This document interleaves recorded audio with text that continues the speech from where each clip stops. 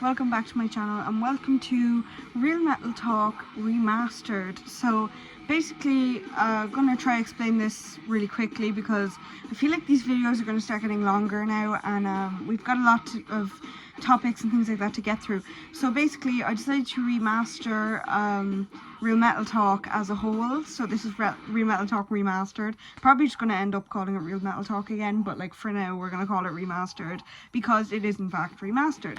So what we are doing essentially now is every week we're going to have different segments, all on the one episode on the channel. I'm hoping to put out an episode every week. I'm not sure how that's going to go, but praying. And yeah, we're going to have band spotlights, we're going to have album reviews, we're going to have metal news and updates. Just give you the middle finger by accident, you know, shit happens. So yeah, that's the plan. I can't wait to, you know, kickstart this series off and just get into talking about music again, because these videos are probably the more relaxed ones for me to record because I kind of just get to sit down and speak my mind. So I'm looking forward to getting back online and sharing my thoughts about the metal community as a whole with my subscribers. So yeah, let's get right into the video. We've got a lot of things to cover here.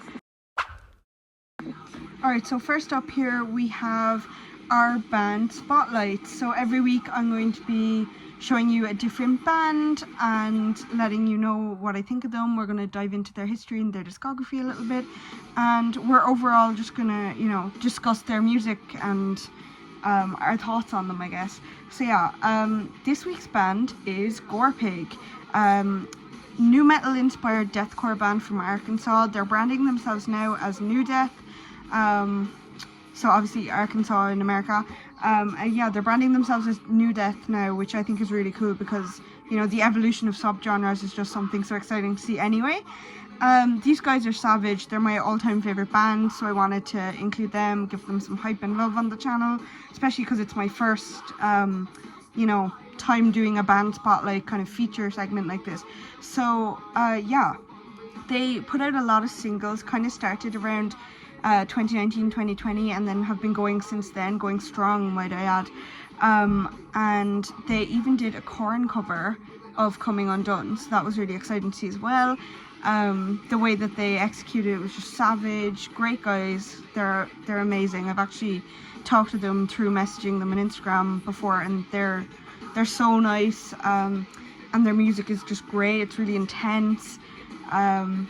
I love deathcore, it's like my favourite genre, so seeing new things branch off and evolve from deathcore is just my favourite thing. So they're definitely my favourite band so far anyway. Yeah, they're amazing, their concept art, everything like that.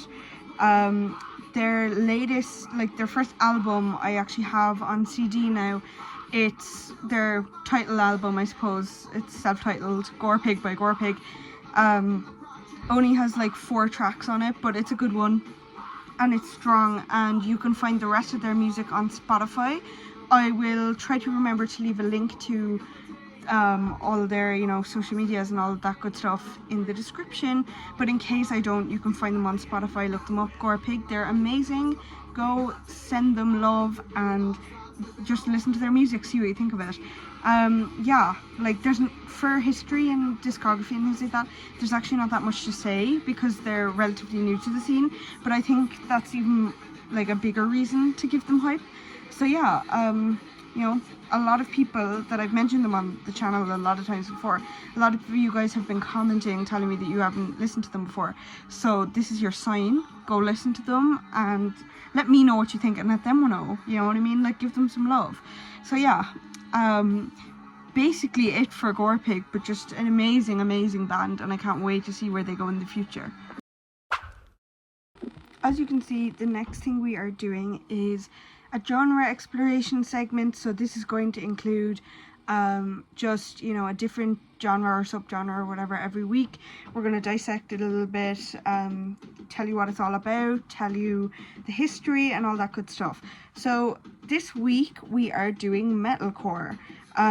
So some notable bands are Lamb of God, Bullet for My Valentine, Motionless in White, and Falling in Reverse and Killswitch Engage.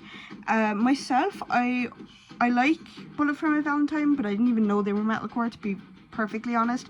Never heard Falling in Reverse. Lamb of God, of course, I listen to. Motionless in White, I love. And Killswitch Engage, I like, but I haven't gotten that into them yet because I haven't heard much of their music. So, a little background on metalcore as a whole. It's a fusion genre that rose in the late 1980s to early 1990s. It features intense breakdowns, heavy guitar riffs, and it often utilizes percussive pedal tones, which is a big word, and double bass drumming. So yeah, it's just, you know what, like, I feel like there's so many subgenres nowadays. It kind of it gets a little cloudy and confusing, but honestly I feel like this is a good way for me to educate myself as well, because I'm going to break it all down. So yeah, let's get into the history of metalcore. Metalcore emerged in the late 1990s as a fusion of hardcore punk and extreme metal. It combines the aggressive and fast-paced nature of hardcore punk with the heavy guitar riffs, breakdowns, and growled vocals of metal. Bands like Killswitch Engage, Converge, and As I Lay Dying helped popularize the genre, blending elements of melody, aggression, and emotional lyrics. Metalcore has since evolved into various subgenres, incorporating elements of melodic metalcore, mathcore, and more. It continues to be a driving force in the heavy music scene, captivating fans with its intense energy and emotional expression. As for the history of metalcore, in the early days, metalcore had a raw and gritty sound with a focus on heavy breakdowns and aggressive vocals. Bands like Hatebreed and Converge paved the way for this style. Nowadays, the metalcore scene has expanded and diversified. Many bands incorporate more melodic elements, catchy choruses, and clean vocals alongside the heavy riffs and screams. Bands like Architects and Bring Me the Horizon have embraced this evolution while still maintaining the intensity and energy that defines metalcore. Overall, the current metalcore scene offers a wider range of sounds and styles, appealing to a broader audience while still staying true to its roots. Next up, I'm going to do an album review segment. And this time I'm doing an album called Mania Cult by Aborted. These guys are a death metal band, but they also are self-proclaimed kind of slam as well as that, which I think is really cool. And they kind of do a range of it all. Really thrashy guitar and stuff like that, just really good stuff overall. Really strong lyrics, good themes, and really gorgeous concept art as well, which I always love to see. So talking specifically about Mania Cult, which is a 2021 album, one thing that stood out to me was the guitar was really thrashy. The vocals were good, but I could still, you know, sometimes like how in death metal bands you can't really understand what they're saying, or like especially when they go more death to grindcore kind of. I really I love the lyrics of this, and I love everything about it. The art and concept is beautiful. Really cool band, really nice guys seemingly anyway, and yeah, it was an amazing album. I have it on vinyl, and the vinyl was a deluxe LP edition, so it came, obviously LP stands for long play, so it came with a lot of songs on it, and then it came with the vinyl itself, of course, a poster which you can see up here next to Jaws and Jurassic Park, sandwiched in between the two of them there. And then as well it came with a little CD. So now I have it on 2 formats, which is great. And I think, like, you know, a lot of people had heard of Aborted on the VC, and I hadn't yet, and I blind bought this, so I've just fell in love with this band. And I think that album really it's my favourite I've heard from them so far, because I did do kind of a mid to full discography listening. after that, the success of buying that EP, or LP I should say. But yeah, it was amazing. I really liked it, I really enjoyed it. So I'm going to give that 5 stars out of 5. I'm going to try to remember to rate them all every week when I do it. But yeah, if you haven't, definitely go check that out and let me know what you think of it. And also you can see it in my episode 1 of my vinyl collection update, which is also on my channel. I probably won't remember to put a link in the description, but in case I do, you might be able to find it there as well. Alright, so our 4th segment here, second last, is just going to be kind of metal news and updates. So I'm going to find these online and things like that, and just let you guys know kind of a few little snippets of you know, what's going on in the metal community right now, what's going on with famous bands.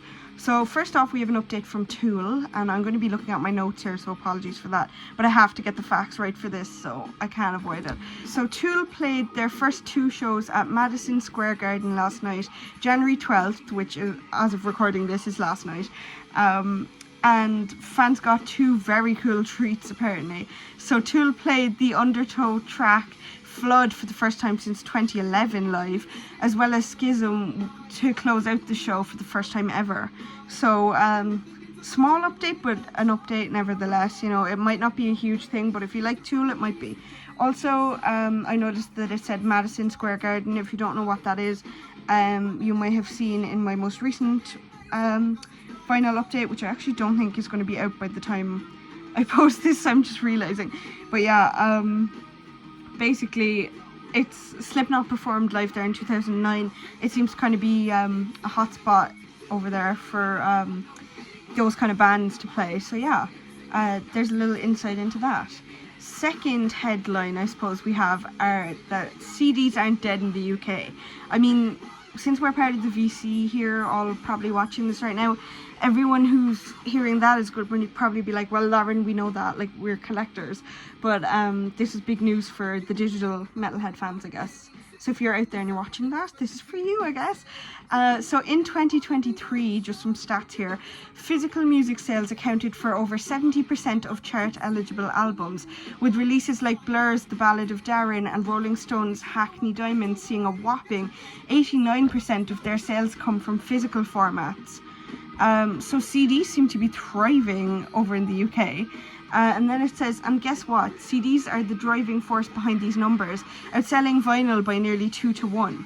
So that was really interesting for me to see, because I feel like even on YouTube here, vinyl seems to be more popular, but in the UK anyway, CDs are definitely on the rise. I guess because they're cheaper and they're kind of, in a way, easier to get your hands on, you know, because vinyls aren't going to be in places like Tesco and things like that. Like vinyls, you kind of have to go for like a music shop or a secondhand shop or something like that. So that one was interesting. As I say, there are a few reasons why it might be, but yeah, also you can play CDs in car, so that's really handy as well if you drive. Yeah, that's the metal news, short and sweet, how I like it.